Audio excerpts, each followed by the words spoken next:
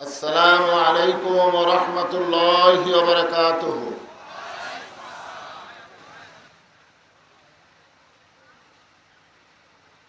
আজকে মাঝবাড়ি জামে মসজিদের উন্নয়ন কল্পে 50তম ইসলামী জলসায় সম্মানিত সভাপতি আলহাজ মোহাম্মদ মতিউর রহমান মাস্টার, সম্মানিত সভাপতিকে অন্তরের অন্তঃস্থল থেকে আমি শুভেচ্ছা জ্ঞাপন করছি। সম্মানিত সহসভাপতি রয়েছে চারজন সহসভাপতিকে অন্তরের অন্তঃস্থল থেকে আমি শুভেচ্ছা জ্ঞাপন করছি।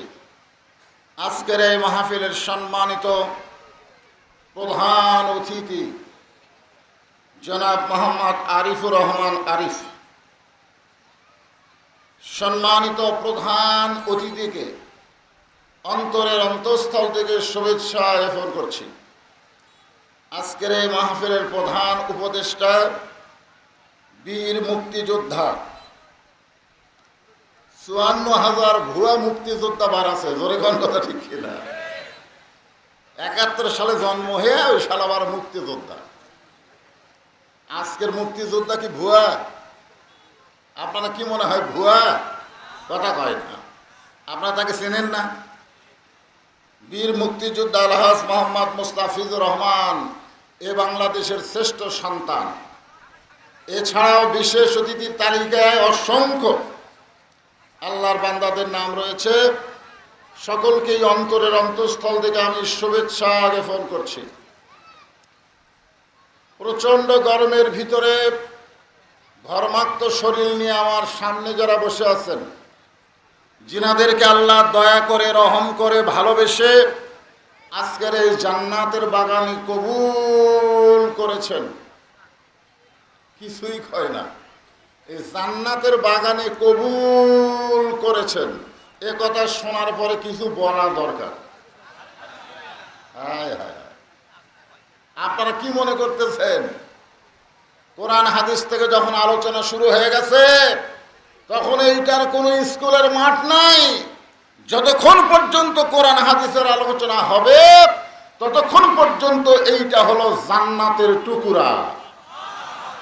আর এই জান্নাতের টুকরার ভিতরে যারা বসেছেন, যিনাদেরকে আল্লাহ কবুল করেছেন, আমি আমার অন্তরের অন্তঃস্থল থেকে আপনাদের সবাইকে শুভেচ্ছা জ্ঞাপন করছি।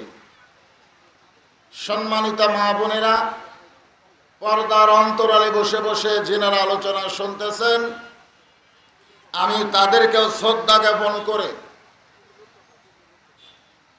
দ্বিতীয়বার স্বাধীনতার পরে আপনার এই ধনুটে আমার প্রথম মাহফিল।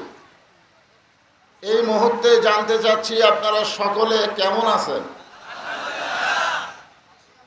যে আল্লাহ দয়া করে রহম করে আজকের এই জান্নাতের বাগানে আমাদেরকে কবুল করলেন, আমরা সে আল্লাহর উপরে খুশি না বেজার? তাহলে জবান খুলে সমস্বরে সকলে বলবেন রব্বানা লাকাল হামদ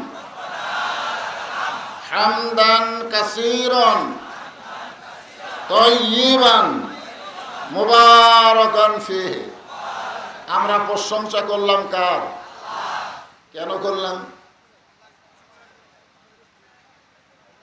আল্লাহর প্রশংসা করার এক নম্বর কারণ হলো আল্লাহ দয়া করে রহম করে আমাদেরকে মুসলমানের ঘরে মুসলমান হিসাবে কবুল করেছেন। গতকাল ভারতের এক হিন্দু বলেছে, যে হারে পৃথিবীতে মুসলমান বৃদ্ধি পাচ্ছে আর 10 বছর পরে পৃথিবীতে বিধর্মী লুকানোর মতন কোনো জায়গা থাকবে না। আমরা জন্মসূত্রেই মুসলমানের ঘরে আল্লাহ কবুল করেছেন, খুশি না বেজার? সেজন্য জবান খুলে সমস্যারে বলবো আলহামদুলিল্লাহ। আল্লাহ শুধু মুসলমানের ঘরেই কবুল করেন নাই, বিশ্বনবীর উম্মত হিসাবে আল্লাহ আমাদেরকে কবুল করেছেন। বিশ্বনবী বিশ্ব নেতা, তার উম্মত হিসাবে আল্লাহ আমাদের কবুল করেছেন, খুশি না বেজার? এজন্য বলে আলহামদুলিল্লাহ। আল্লাহর প্রশংসা করার কারণ হলো যে কোরআন থেকে আমরা আলোচনা শুনব। স্বাধীনতার পরে আমরা শেখ মুজিবের শাসন দেখেছি, জোরে কোন কথা ঠিক কিনা? আমরা জিয়াউর রহমানের শাসন দেখেছি, আমরা এই 7 চাচার শাসন দেখেছি। এরপরে দেখেছি বেগম খালেদা জিয়ার শাসন, তারপরে দেখলাম হাসিনার শাসন, তারপরে আবার দেখেছি খালেদা জিয়ার শাসন। তারপরে ভোট না পেয়েও 15 বছর স্বৈরাচারের শাসন, জোরে বলেন কথা ঠিক কিনা? 50 বছর আমাদের দেখা শেষ। আগামীতে আমরা দেখতে চাই আল্লাহর কোরআনের বাংলাদেশ। এই জন্য যখন স্লোগান দিল আল কোরআনের আলো, আপনারা বলেন ঘরে ঘরে জ্বালো। ঘরে ঘরে জ্বালায়া কোনো কাম হবে না। 300 জন ভালো মানুষকে আমাদের আগামীতে সংসদে প্রেরণ করা লাগবে, জোরে বলেন কথা ঠিক কিনা? কারণ ঘরে ঘরে বহু জ্বলছে, কাম হচ্ছে না। এই জন্যে যেই বলা হবে আল কোরআনের আলো, আপনারা বলবেন সংসদে জালো। বলতে পারবেন না? আল কোরআনের আলো, মাশাআল্লাহ।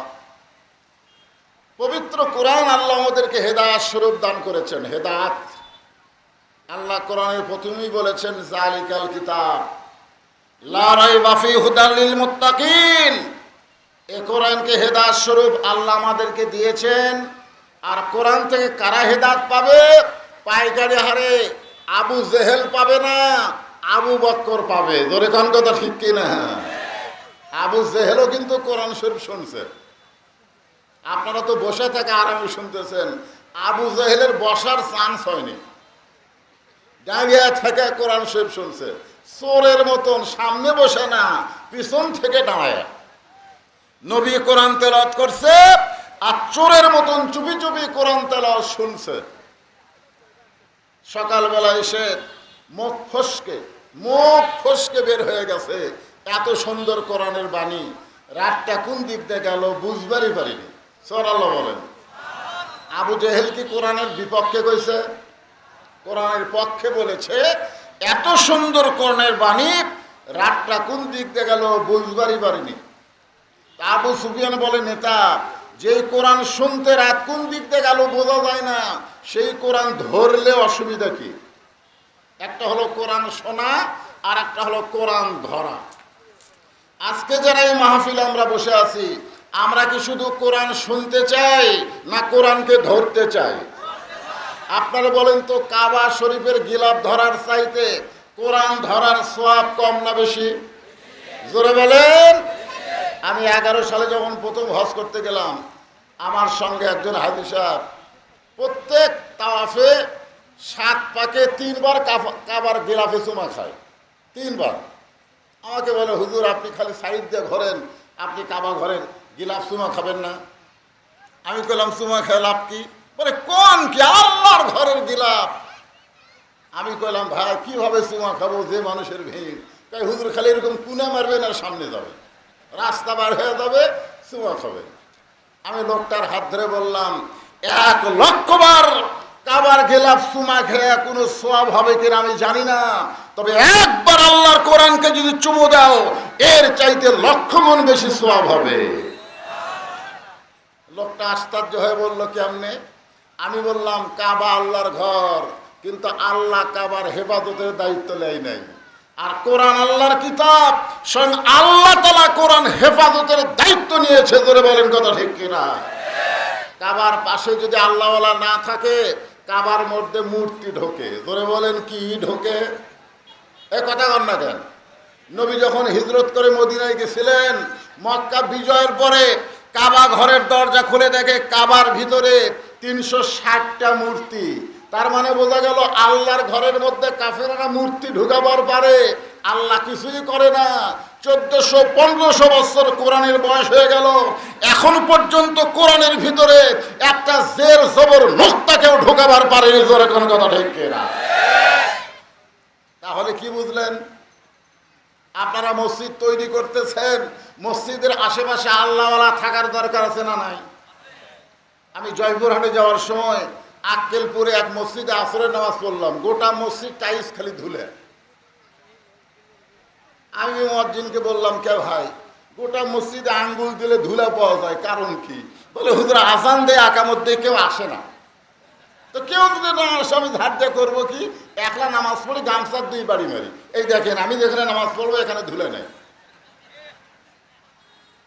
আমি বললাম এত সুন্দর মসজিদ, মুসল্লি আসে না? কয় না হুজুর জুমার দিনে আসে। জুমার দিনে আসে, 5 ওয়াক্ত আসে না। তাহলে মসজিদে যদি মুসল্লি না যায়, সেই মসজিদে ঢুলে ঢোকে। জোরে কোন কি ঢোকে? আপনারা বলেন তো, আল্লাহর কোরআনের মধ্যে কিন্তু ঢুকছে, কেন ঢোকেনি? কারণ আল্লাহ নিজেই বলেছেন, ইন্না নাহনু নাযালনা যিকরা ওয়া ইন্না লাহু লাহাফিজুন। এই কোরআনকে আমি জিকির হিসাবে নাজিল করেছি, কোরআন হেফাজতের দায়িত্ব স্বয়ং আল্লাহ নিজে নিয়েছে। ভাইরে, শুধু বর্তমান খেয়াল করলে হবে না, ভবিষ্যৎ খেয়াল করা লাগবে, অতীতকেও খেয়াল করা লাগবে। জোরে কোন কথা ঠিক কিনা? ওসমান গনি বলে, আমিরুল মুমিনিন, অতীতের খবর কি? কারণ আপনার ভবিষ্যৎ যে ভালো, এটা আল্লাহর নবী বলেছেন। এই দুনিয়াতে 10 জন মানুষকে আল্লাহ জান্নাতের সার্টিফিকেট দান করেছেন। জোরে বলেন কয়জন? তার মধ্যে ওমর ফারুক কয় নম্বর? কথা কয় না, 1 নম্বর। আচ্ছা, আপনার কি বাড়ির থেকে নিয়ত করেছেন যে বক্তার সাথে সাথে হাঁ হু করবো না? 1 নম্বর হলো আবু বকর। জোরে করে 1 নম্বরকে। 2 নম্বর হলেন হযরত উমর, 3 নম্বর হলেন ওসমান গনি, 4 নম্বর হলো হযরত আলী, 5 নম্বর আব্দুর রহমান ইবনে আউফ, 6 নম্বর হলো জুবাইর, 7 নম্বর হলো তালহা, 8 নম্বর সাদ ইবনে আবু ওয়াক্কাস, 9 নম্বর আবু সাঈদ, আর 10 নম্বর হলো উবাদা ইবনুল জাররাহ। এই 10 জন হলেন আশারে মুবাশশারা। তাহলে হযরত ওমরের ভবিষ্যৎ খবর কি? জান্নাতি। ওসমান গনি বলেন, আপনি বর্তমান অর্ধ পৃথিবীর খলিফা, আপনার ভবিষ্যৎ জান্নাত। তাহলে আপনার অতীতের খবর কি? ওমর ফারুক বললেন, অতীতে আমি খালার বাড়িতে রাখালি করতাম। কার বাড়ি? বিকেলবেলা যখন ছাগল নিয়ে আসতাম, আমার খালা আমার কান ধরে বলতো, ওমর, কয় ছাগল নিয়ে গেলে কয়টা ফেরত আনলে? আমি ছাগল গুনা দেখি 3-4টা কম। আমি আবার দৌড় দিলাম, ওই ছাগলগুলো খুঁজে খুঁজে নিয়ে খালারে যখন জমা দিলাম, খালা মাথার চুল ধরে বলল, ওমর, যেই ভুল আজকে করেছো, একই ভুল যদি আগামীকাল করো, তোমার রাখালির চাকরি ক্যান্সেল করে দেব।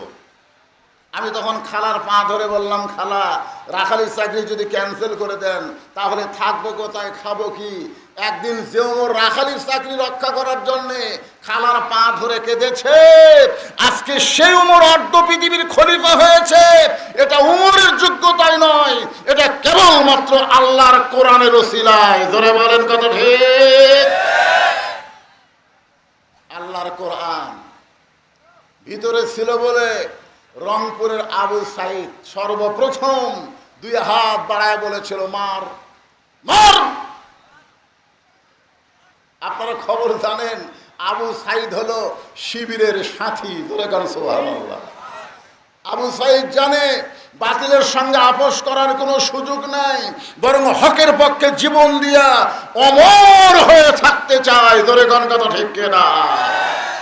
এমনকি বর্তমান প্রধান উপদেষ্টা কি জাতিসংঘের ভাষণে গিয়া আবু সাঈদ কেমনে জীবন দিল, সেটা গোটা বিশ্ববাসীকে দেখালো। আল্লাহ বলেছেন, ওয়ালা তাকুলু লিমান ইয়াকতালু ফি সাবিলিল্লাহি আমওয়াত বাল আহইয়া। বাতিলের সঙ্গে আপোষ না করে স্বৈরাচারীর বিরুদ্ধে জীবন দিয়ে তুমি মৃত্যুবরণ করনি, বরং আমি আল্লাহ বলতেছি তুমি জীবিত। জোরে গান সুবহানাল্লাহ। কি ভাবতেছেন? এ কোরআন যদি আমরা গ্রহণ করি, আল্লাহ রাখাল থেকে অর্ধ পৃথিবীর খলিফা বানায় দেয়। এখন সমস্ত মুসলমানকে বলতে হবে, এ কোরআনের ক্ষমতা আছে না নাই? জোরে বলা লাগবে, আছে না নাই? কেমন ক্ষমতা?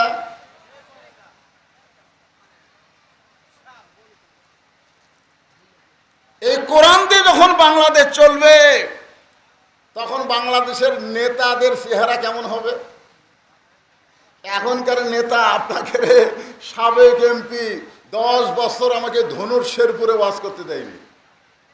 হাবিবুর রহমান কোথায় কোথায়? আমি শুধু বলেছিলাম কোরআন দিয়ে যখন রাষ্ট্র চলবে তখন এমপি মডেল মসজিদের খুতবা দেওয়া লাগবে। জোরে কোন কথা ঠিক কিনা? খালি মসজিদ বানালে হবে না, প্রত্যেকটা মসজিদের খতিব হবে এলাকার বড় নেতা। আর নেতার মুখে দাঁড়িয়ে নেয় এই একটা কথায় আপনাদের এমপি আমাকে 10 বছর এই 2 থানায় ওয়াজ করতে দেয়নি। কি ভাবতেছেন? কোরআন দিয়ে যখন রাষ্ট্র চলবে নেতা ইচ্ছা মতো চলতে পারবে না, নেতাকে চলতে হবে আল্লাহর কোরআন নবীর তরিকা অনুযায়ী। জোরে বলেন কথা ঠিক কিনা? এই জন্য আল্লাহ কোরআনে বলেছেন আতিউল্লাহ ওয়া আতিউর রাসূল উলিল আমরি মিনকুম, আল্লাহর আনুগত্য করো, নবীর তরিকা মোতাবেক চলো, আর তোমাদের আমিরকে তোমরা মানো। আমিরকে তোমরা মানো। বর্তমানে বাংলাদেশে একটা দলের আমির আছে না নাই? কতক্ষণ আছে না নাই? সব দলে আমির আছে, নেতা আছে, আমির উলিল আমরি মিনকুম। জুমার দিনে আমির খুতবা দিচ্ছে, মাঝখান থেকে একজন মুসল্লি দাঁড়িয়ে বলতেছে আমিরুল মুমিনিন আপনার খুতবা শুনবো না।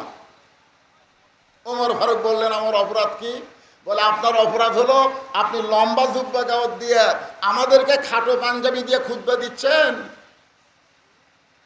আমাদেরকে খাটো পাঞ্জাবি দিয়ে আপনি লম্বা জুব্বা কোথায় পালেন? এটা না বলা পর্যন্ত আপনার বক্তব্য, আপনার খুতবা আমরা শুনবো না। আজকে যদি আপনারা বলেন এমপি সাহেব আপনি শেরপুর ধনুনের এমপি হয়ে কানাডায় বাড়ি বানালেন কেন? বলা মাত্রই পুলিশ আপনাকে গ্রেফতার করবে। জোরে কর কথা ঠিক কিনা? বাংলাদেশের মতন 96টা, একটা না দুটা না, 96টা দেশের খলিফা হযরত উমরের জুব্বা লম্বা। আমাদের বাংলাদেশের মতন কয় দেশ? কথা কয় না, কয় দেশ? 96টা দেশের খলিফার জুব্বা লম্বা। আর ওয়াজ শুনবে না। উমর ফারুক চোখের পানি নিয়ে কান্না শুরু করলেন। এমন সময় আব্দুল্লাহ ইবনে উমর 30 পারা কোরআনের হাফেজ, 6 লক্ষ হাদিসের হাফেজ। সুবহানাল্লাহ, জোরে কইতে পারলেন না? ওমর ফারুকের সন্তান কয় পারা কোরআনের হাফেজ? জোরে কোন কয় পারা? তার মানে বোঝা গেল নেতা শুধু নেতা না, নেতার সন্তানকেও যোগ্য শিক্ষা দিয়া মানুষের মতন মানুষ তৈরি করছে। জোরে কোন কথা ঠিক না? আজকে নেতাকে সন্তানের খবর কি? চেয়ারম্যানের বেটা আর 15 নিয়ে ঘরে, মেয়ে মানুষের অন্যা ধরে টান মারে। জোরে কোন কথা ঠিক কিনা? এই বকাটা কে রে? কয় চেয়ারম্যানের বেটা। ওরে বাবা রে, চেয়ারম্যানের বেটা। আর উপজেলার চেয়ারম্যান এমপি হলে তো কথাই নাই। অর্ধ পৃথিবীর খলিফা হযরত ওমরের সন্তান আব্দুল্লাহ বাবার পাশে দাঁড়ায় বলতেছে, রে নবীর সাহাবীরা, আমার বাবার লম্বা জুব্বা দেখে তোমরা খুতবা শুনবা না, কিন্তু আমার দিকে তাকায় দেখো।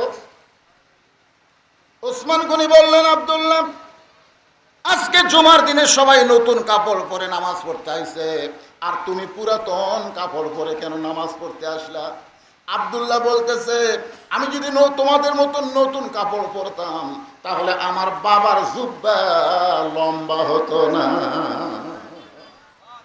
আমি যদি তোমাদের মতন নতুন কাপড় পরতাম তাহলে আমার বাবার জুব্বা কি হতো না? লম্বা হতো না। তোমরা সবাই যখন ঘুমায় যাও আমার বাবা তখন ঘুমায় না। নেতা হলে, কোরআনের নেতা হলে আর ঘুম থাকবে না। ইন্নাল্লাহা ইয়ামুরুকুম আন তুআদ্দুল আমানাতি ইলা আহলিহা ওয়া ইযা হাকামতুম বাইনান নাস আন তাহকুমু বিল আদল। জোরে বলেন সুবহানাল্লাহ। 6 বছর ধরে ন্যাংরামের চাষ করছে। ন্যাংরাম জ্যৈষ্ঠ মাসে দেখতে গেছে আম পাকছে কিনা। গাছের ডালে তাকায় দেখে ছোট্ট এক বাচ্চা আম পাড়তেছে আর ব্যাগ ভরাচ্ছে। বাগানের মালিক বলে, আমি খাইনি, আমার পরিবারের কেউ খায় নাই, আর তুই আমার কাছে চড়ে আম পাড়তেছিস, তোর বাপক যা বিচার দেবো। ছেলে খালি মুচকি মুচকি হাসে। বাগানের মালিক বলে, হাসিস কেন? বলে, হাসার কারণ হলো আমার বাবা কোথায় খুঁজবার যাবেন, আমার বাবাও তো আর এক গাছে চড়ছে। বাগানের মালিক তাকায় দেখে ওর বাপ খালি আম পাড়ে আর বস্তা ভরায়। গাছের ছায়ায় বসে কান্দের বলে, আল্লাহ বিচার দিব কার কাছে? বেটাও চোর, বাপও চোর। আমাদের বাংলাদেশে 16 বছর কোনো বিচার ছিল না। আলেমদেরকে অন্যায় ভাবে জেলখানা, আর জালেমদেরকে জামিন দিয়ে মাস্তান। জোরে বলেন কথা ঠিক কিনা?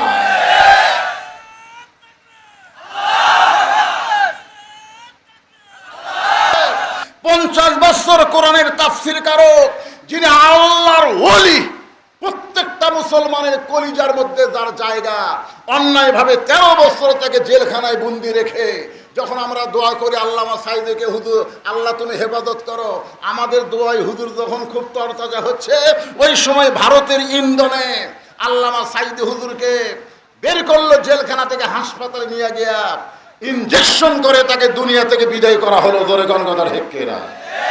বিচার আছে? বাপও চোর, জোরে কোন বাপও চোর, শালা বেটাও। বিচার দিবেন কার কাছে?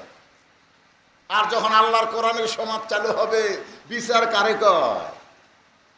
আব্দুল্লাহ বলতেছে, দুনিয়ার সবাই যখন ঘুমায়, আমার বাবা তখন ঘুমায় না। একদিন গভীর রাত্রে ঘুম থেকে চেতন পাইলাম। চেতন পাওয়ার পরে দেখি আমার মা দরজায় দাঁড়ায় আছে। আমি আব্দুল্লাহ চমকে গিয়ে বললাম, মা সবাই যখন ঘুম পাড়ে আপনি তখন দরজায় কেন? মা কান্দার বলে, আব্দুল্লাহ তুই জানিস না, যেদিন থেকে তোমার বাবা মদিনার খলিফা হয়েছে সেদিন থেকে তোমার বাবা ঘুমায় না। সবাই যখন ঘুম পাড়ে তখন চোরের মতন চুপি চুপি মানুষকে কেমনে কোথায় আছে দেখার জন্যে ঘুরে বেড়া। কোনো র্যাব আছে? অর্ধ পৃথিবীর খলিফার কোনো র্যাব আছে? কোনো পুলিশ আছে? একা একা ঘুরতেছে। মদিনার মরুভূমিতে তাঁবু টাঙ্গানো, দূর থেকে হযরত ওমর দেখে তাঁবুর মধ্যে বাচ্চা কাঁদতেছে, আর মা বলতেছে, একটু ধৈর্য ধরো, গোশত সিদ্ধ হলেই তোমাদের খাবার দেব। ওমর ফারুক চমকে গেলেন। এত রাত হয়ে যায়, তারপরেও মায়ের গোশত সিদ্ধ হয় না। কাছে গিয়ে বললেন, মা দুম্বার গোশত হলে 8 ঘন্টা লাগবে, উটের গোশত হলে 1 ঘন্টা লাগবে। এই গভীর রাত হয়ে গেছে, এখন পর্যন্ত তোমার গোশত সিদ্ধ হয় না, তোমার সন্তান ক্ষুধার জ্বালায় কান্দে, তোমার কি দয়া মায়া নেই?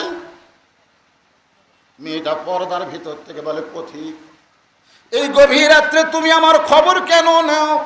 আমার বাড়ি হলো ইয়ামিন দেশে।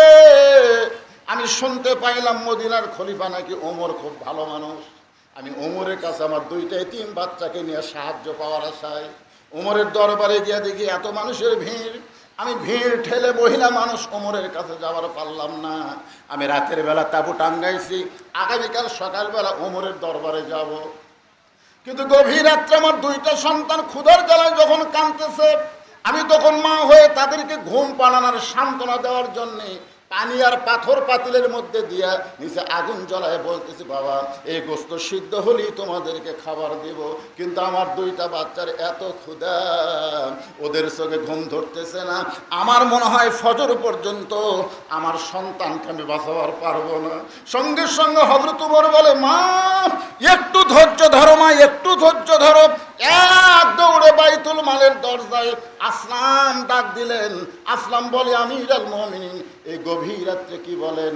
বলে, 1 বস্তা খাবার আমার মাথায় উঠে দে। আসলাম বলতেছে, আপনি হলেন আমির, আমি হলাম চাকর, কোথায় খাবার বস্তা নিয়ে যাওয়া লাগবে আমারে হুকুম দেন। ওমর ফারুক বলে, আসলাম রে, একজনের পাপের বোঝা আর একজন কেউ টানবে না, দিয়ে আমার মাথায় উঠে দে। বিশাল খাবার বোঝার যখন মাথায় উঠে দেয়, ওমর ফারুক বস্তা নিয়ে যখন দৌড় মারতেছে, পিছন দিক থেকে আসলাম কান্দের বলে, আমিরুল মুমিনিন এত জোরে দৌড়ালে যদি আপনি পড়ে যান আপনার কষ্ট হবে। ওমর ফারুক বলে, আসলাম রে, নির্দিষ্ট সময়ে যদি জায়গা মতো যাবার না পারি তাহলে জাহান্নামের আগুনে আল্লাহ পাক আমাকে পুড়ায় ফেলবে।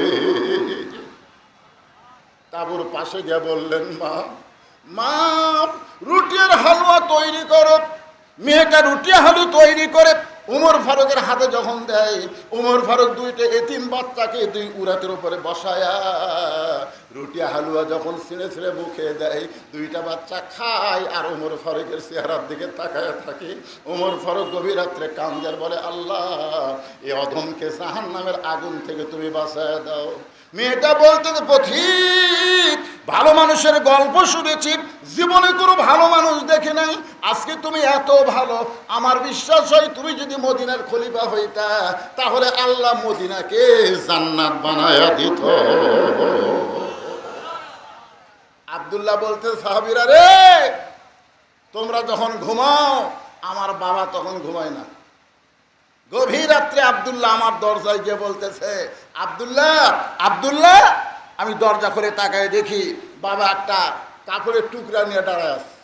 আমি বললাম, বাবা, বাইতুল মাল থেকে আমার একটা কাপড় দিচ্ছে, আপনি আর একটা দিয়ে রাইছেন, তাহলে নেতার বেটা হওয়ার মধ্যে লাভ আছে। একটা পাশি আর একটা দিয়ে রাইছেন।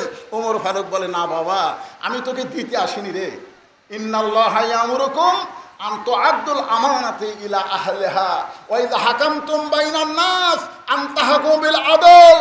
যদি আমানতের খিয়ানত করি, গোটা মদিনা আল্লাহর আমানত। জোরে বলেন কথা ঠিক কিনা?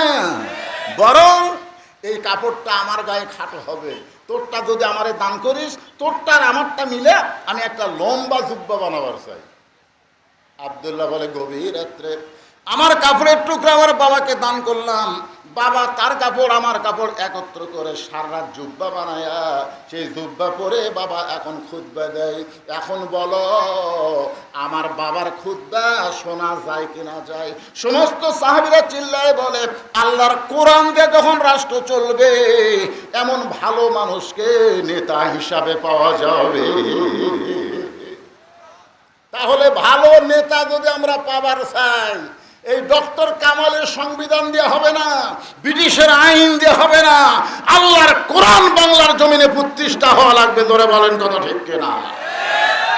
ভাইজান, আমি একটা আয়াতে কারিমা আপনাদের সামনে তাফসীর করব। আমাদের কাহালতে কোনো মানুষ যখন মারা যায়, মরার খবর শুনে সকলে বলে, ইন্না লিল্লাহি ওয়া ইন্না ইলাইহি রাজিউন। আমি কিন্তু ওয়াজের ভূমিকায় আয়াতটা পড়ছি, আপনাদের মনে আছে? ইন্না লিল্লাহ। হায় হায় রে, এখানে আল্লাহ কি বলতেছে আপনারা একটু মনোযোগ দিয়ে শুনবেন। গরমের দিন তো বেশি লম্বা আওয়াজ হবে না। আল্লাহ বলতেছেন, ইজা মানে যখন, আসাবাতুহুম মুসিবা, তোমাদের উপরে বিপদ আপদ মুসিবত আসবে, কলু, তখন তোমরা বলবে, ইন্না লিল্লাহি ওয়া ইন্না ইলাইহি রাজিউন। আপনারা বলেন তো, বর্তমানে বাংলাদেশে সবচাইতে বড় বিপদ কি? কথা কয় না পারে? আচ্ছা, আপনার ধনুটের মানুষ হলেই তো বগুড়ার লোক, বগুড়ার লোক না? তা আমার ভাষা কি আপনাদের বুঝতে অসুবিধা হচ্ছে? আমি কিন্তু এই ভাষা নিয়ে গোটা বাংলাদেশ ওয়াজ করি। কয়েকদিন আগে গাজীপুরে ওয়াজ করলাম, গাজীপুরের লোকেরা বলে, হুজুর মাঝে মধ্যে একটু বগুড়ার ভাষা কবেন তো। তা আপনারা কি বুঝতেছেন? এই মুহূর্তে বর্তমানে বাংলাদেশের সবচাইতে বড় বিপদ কি? একজন কষে তা আবার আসতে কয়। আমার এলাকার এক ছোট্ট বাচ্চা সবসময় কান্দে, হুজুরের কাছে দোয়া চাইছে, হুজুর দোয়া পড়ে ফুঁক দিছে, কান্নার বেড়ে গেছে। কয়, হুজুর কি দোয়া দিলেন? কান্দে। তখন আয়াতুল কুরসি পড়ে এক গ্লাস পানি ফুঁক দিয়ে বলে, পানি খিলাও। পানি 3 বার খিলানোর পরে কান্না আরো বাড়িছে। মা তখন মনে মনে করে, দোয়া দরুদের আর বরকত নাই রে। 1-1 মাস পরে হুজুরের সাথে দেখা, কেমা তোমার সন্তান যে কান্দে আর কান্দতেছে, বলে, হুজুর আপনার দোয়া দরুদ দিয়ে কান্না থামেনি। তো বলে, কি দিয়ে থামলো? বলে, এখন যখনই কান্দে একটা মোবাইল আছে চালু করে দেয় আর কান্না বন্ধ হয়ে যায়। একটা ছোট্ট বাচ্চার কান্না থামানোর জন্য বর্তমানে বাংলাদেশে মোবাইল লাগতেছে। জোরে গান কথা ঠিক কিনা? আজকে ইটিস পিটিস টিকটক এইগুলো করার জন্য আমাদের যুবকগুলো সব নষ্টের পথে চলে গেছে। জোরে গান কথা ঠিক, কথা গান না গায়। যুবকেরা বসে থাকে, 4 জন যুবক যদি এক জায়গায় বসে, আর কোনো গল্প নাই। আগে আমরা বহু গল্প করতাম, আমরা গল্প নাই, 4 জনে মনোবাদ করতেছে। মানে মোবাইল হাতের মধ্যে দিয়ে ফেসবুক চলাচ্ছে, কেউ আর ফ্রি ফায়ার পাবজি গেম খেলতেছে, খালি এই করতেছে। 3 জন উঠে চলে গেছে, ও আর উঠেইনি। ওই খেলার মধ্যে এমন ব্যস্ত হয়ে গেছে, ওই রাস্তা দিয়ে একটা কুত্তা যায়, ধরে এখন কি যায়, কুত্তা মনে করছে এটা গাছের গোড়া হবে, লড়া নাই চড়া নাই, ওই গাছের গোড়া মনে করে পেশাব করে দিছে। ওই তখন পিছন দিকে তাকায় দেখে কুত্তা পেশাব করছে, তার সারার হুঁশ হয়নি। এই মুহূর্তে সবচাইতে বড় বিপদ হলো মোবাইল, 2 নম্বর বিপদ হলো বেপরদা নারী। জোরে কোন কথা ঠিক? খুব খেয়াল করবেন, বেপরদা নারীর কারণে আমাদের সমাজের যুবকেরা এমনি তো মোবাইল একটা বিপদ, আবার ওই মোবাইল দিয়েই কাম সারতেছে। আমি যখন এসে শুনলাম আপনাদের এলাকার অধিকাংশ মানুষ, সবচাইতে বড় বিপদ হলো মুসলমান দাবি করার পরেও নামাজ পড়ে না। ইন্না লিল্লাহি ওয়া ইন্না ইলাইহি রাজিউন। আলী বলতেছে সারা জীবন তুমি পর্দার মধ্যে ছিলা, পর্দার মধ্যে মৃত্যুবরণ করবে, এই দোয়া আল্লাহ কবুল করেছে, তাহলে কান্দার কারণ কি? ফাতেমা বলে স্বামী গো, কবে মৃত্যু হবে এটা কি আপনি শুনবেন না? আলী বলে ফাতেমা, মৃত্যুর খবর কেউ বলতে পারবে না, কে কখন মরবে এটা একমাত্র কে জানে? আরো জোরে। ফাতেমা বলতেছে আল্লাহ যদি কাউকে জানায়। আলী বলতেছেন আল্লাহ যদি জানায় সেটা ভিন্ন কথা। ফাতেমা বলতেছে আল্লাহ পাক আমাকে জানাইছেন আজকে গভীর রাত্রে আমার মৃত্যু হবে। যেই বলছে গভীর রাত্রে মৃত্যু হবে, গাছের গোড়া কাটলে গাছটা যেমন পড়ে যায়, হযরত আলী তেমনি পড়ে গেলেন ঘরের মাঝে। মা ফাতেমা আস্তে আস্তে স্বামীর মাথা উরাতের উপরে নিয়ে মুচকি হাসি দিয়া কপালে একটা চুমু দিয়ে বলে স্বামী গো, এতদিন আমি জানতাম আপনি আসাদুল্লাহ হিল গালিব, এতদিন আমি জানতাম আপনি জ্ঞানের রাজা, কিন্তু আমার মৃত্যুর খবর শুনে আপনি এভাবে পড়ে গেলেন। আপনি কি জানেন না এই দুনিয়া থাকার জায়গা না, আসলে যাইতেই হবে। জোরে কোন কথা ঠিক কিনা? স্টার জলসা জি বাংলা যে নারীরা দেখতেছেন, ভারতের চ্যানেলগুলো দেখতেছেন আর বজরুল ইসলামের ওয়াজ শুনতেছেন, কাম হবি না। চ্যানেল দেখতে দেখতে মরে যাবেন, হিন্দুর সাথে জাহান্নামে যাওয়া লাগবে। জোরে কোন কথা ঠিক কিনা? যেই ভারত আমাদের 400 বছরের পুরাতন বাবরি মসজিদ ভাঙ্গা রাম মন্দির বানালো, সেই ভারত আমাকে বন্ধু না শত্রু? আরো জোরে বলেন। ফারাক্কার বাঁধ খুলে দিয়ে বাংলাদেশকে যে ভারত ডুবাতে চায়, বাংলাদেশের শুধু হাসিনা, শুধু শেখ মুজিবরকে ভারত পছন্দ করে, বাংলার জনগণকে ভারত পছন্দ করে না। কারণ শেখ হাসিনা বাংলাদেশকে ভারতের অঙ্গরাজ্য বানাবার চাইছিল। জোরে কোন কথা ঠিক কিনা? আমার মা বোনদের অনুরোধ করি, মা স্টার জলসা জি বাংলা ধার দিয়ে যাবেন না, কারণ ওই নাটক চলতে চলতে হিন্দুর পূজার বাদ্য বাজে কি বাজে না? এখন বাজে কি বাজে না? মুসলমানের ঘরের মধ্যে কি হরি হরি হরি হরি। আমার মায়েরা মনোযোগ দিয়ে শোনেন। ফাতেমা বলে স্বামী গো, আমি মরে যাওয়ার পরে আমার 3টা চাওয়া আপনি পুরা করবেন। 1 নম্বর চাওয়া হলো রাতের অন্ধকারে মৃত্যু হবে, রাতের অন্ধকারই আমাকে দাফন করবেন। 1 নম্বর চাওয়া কি? রাতের অন্ধকারে মৃত্যু হবে, রাতের অন্ধকারেই দাফন করবেন। 2 নম্বর চাওয়া হলো আমার কোনো জানাজার ব্যবস্থা করবেন না। 3 নম্বর চাওয়া হলো আমার লাশটা খাটনিতে তুলবেন না, আপনি কান্দে করে নিয়ে জান্নাতুল বাকির পূর্ব কোণায় সবুজ রঙের একটা বাতি জ্বলবে, ওই বাতি বরাবর আমাকে দাফন করবেন। দাফন করার পরে হযরত আলী আল্লাহকে বলতেছে, আল্লাহ ফাতেমার পর্দাকে কবুল করে নাও। বলার সঙ্গে সঙ্গে সামনে কয়েকটা পুরাতন কবর দেখা যায়। আলী চিৎকার করে বলে, এখনই ফাতেমার কবর দিলাম, সেই নতুন কবর গেল কোন জায়গায়? কে যেন বলতেছে, আলী রে ফাতেমা পর্দা নিশি, আমি আল্লাহ জোহরা ডিগ্রি দিয়া ফাতেমার কবরটাকেও পর্দা করে দিয়েছি। মায়েরা, ও মা, যদি ফাতেমার অধীনে জান্নাতে থাকতে চান তাহলে পর্দা ছাড়া উপায়। মানুষ মরে গেলে আমরা বলি ইন্না লিল্লাহি ওয়া ইন্না ইলাইহি রাজিউন, এটা মানুষ মরার পরে পড়ার আয়াত না, এটা হলো বিপদ আপদ মুসিবতের আয়াত।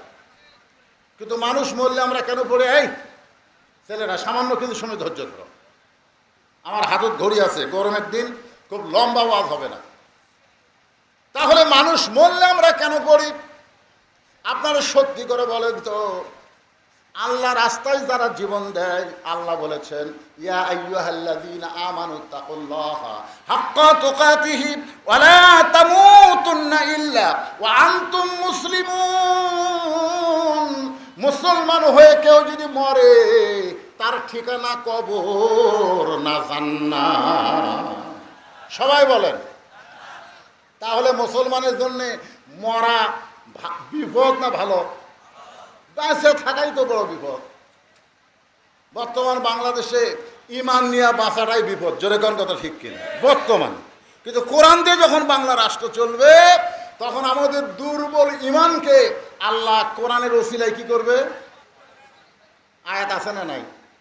তাহলে পড়েন, ইন্নামাল মুমিনুনা আল্লাযীনা ইযা যুকিরাল্লাহু ওয়াজিলাত কুলুবুহুম ওয়া ইযা তুলিয়াত আলাইহিম আয়াতুহু জাদাতুহুম ঈমানা ওয়া আলা রাব্বিহিম ইয়াতাওয়াক্কালুন।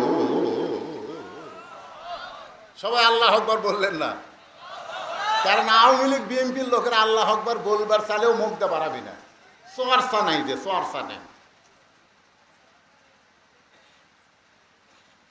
জাদাতুহুম ঈমানা ওয়া আলা রাব্বিহিম ইয়াতাওয়াক্কালুন।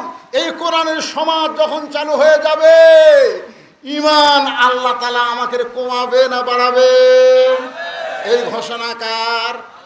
তাহলে আল্লাহর কোরআন দিয়া আমরা মুজিবের শাসন দেখলাম, জিয়ার শাসন দেখলাম, খালেদার দেখলাম, হাসিনার দেখলাম। এখন 50 বছর পরে আল্লাহর কোরআনের শাসন আমরা দেখতে চাই। কারা কারা রাজি? দুই হাত তুলে আমার আল্লাহকে দেখাতে হবে। লিল্লাহি তাকবীর। হাত নামান, হাত নামান। আল্লাহ, এই কঠিন গরমের মধ্যে আমার দুই ধারে দুইটা ফ্যান ঘুরতেছে, তারপর আমি ঘামতেছি, আর তোমার বান্দারা গরমের মধ্যে বসে দীর্ঘ সময় তোমার কোরআনের আলোচনা শুনলো। আল্লাহ, তাদেরকে আবু জেহেলের মতো না, আবু বক্করের সঙ্গে কবুল করো। জোরে কোন আমিন। যুবকেরা, মসজিদের উন্নয়নের জন্য বহু টাকা উঠছে, আপনারা বহু দান করছেন। যদি আপনাদের মধ্যে এমন কোনো ব্যক্তি থাকে, আপনারা উঠা বসা করবেন আল্লাহর রাস্তে। আমার কলজা ভরে গেছে।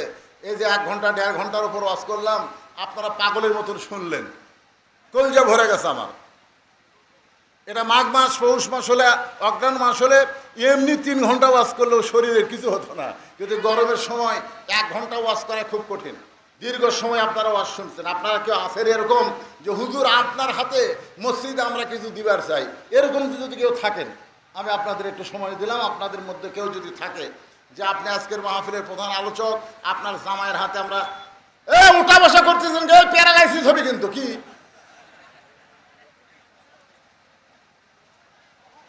দূর দারাজ থেকে লোক আইছে, তো ইস্তিগফার পড়েন, আস্তাগফিরুল্লাহ আল্লাযী লা ইলাহা ইল্লা হুয়াল হাইয়ুল কাইয়্যুম ওয়া তুবু। কি দিবেন আপনি? ওনাকে আপনার চেনেন?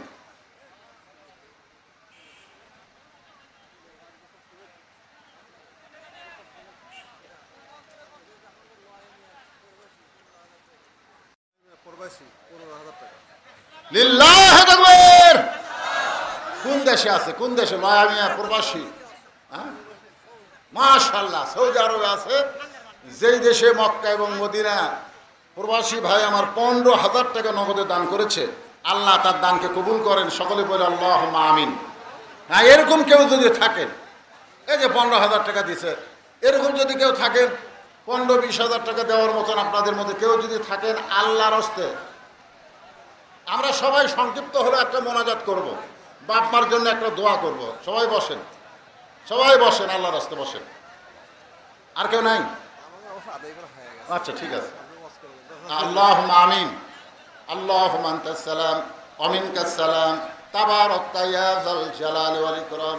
আয় আল্লাহ, তোমার বান্দারা কষ্ট করে, মেহনত করে মাঝবাড়ি জামে মসজিদের উন্নয়ন কল্পে আজকের জান্নাতের বাগান লাগাইছে। আল্লাহ, মেহেরবানি করে তাদের মসজিদকে কিয়ামত পর্যন্ত কবুল করে নাও।